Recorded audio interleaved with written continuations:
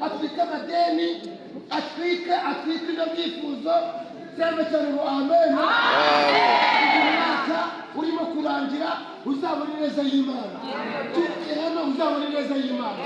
Umwaka utaha uzatangirane umwaka n'ineza y'Imana.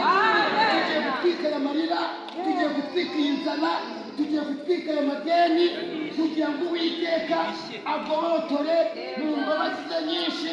Ijambo riravuga ngo nimunsabe nanjye nzumva ni mu ijuru, nimunsabe nanjye nzumva gusenga kwacu. Twaje gusaba, ntabwo twaje guhata, kandi gukora ni uko Uwiteka. Abafatikanyije nanjye kwizera nibazamure haleluya.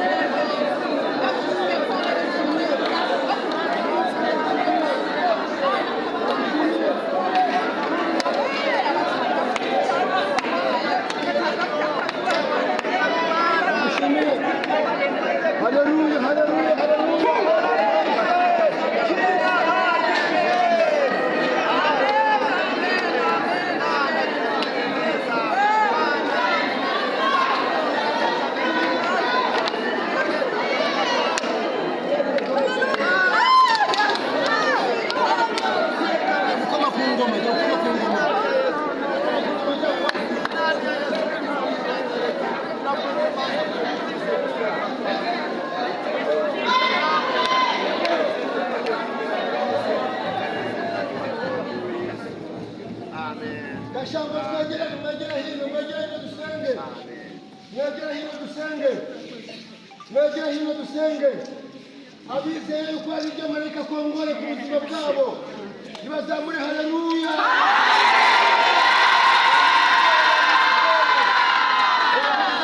marayika bakirije mu miryango yabo no mu buryo bw'umwuka nimwongere muzamure haleluya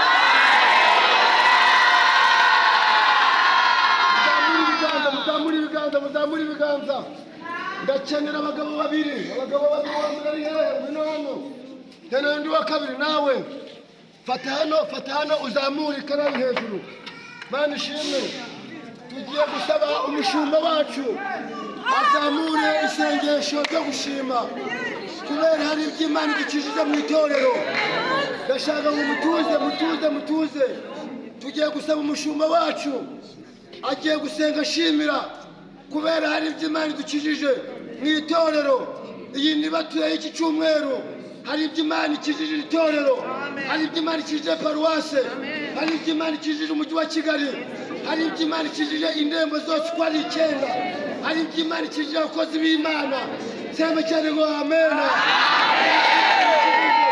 muri iri sengesho ryo gushima kuri iri torero hari abantu Imana ikuriyeho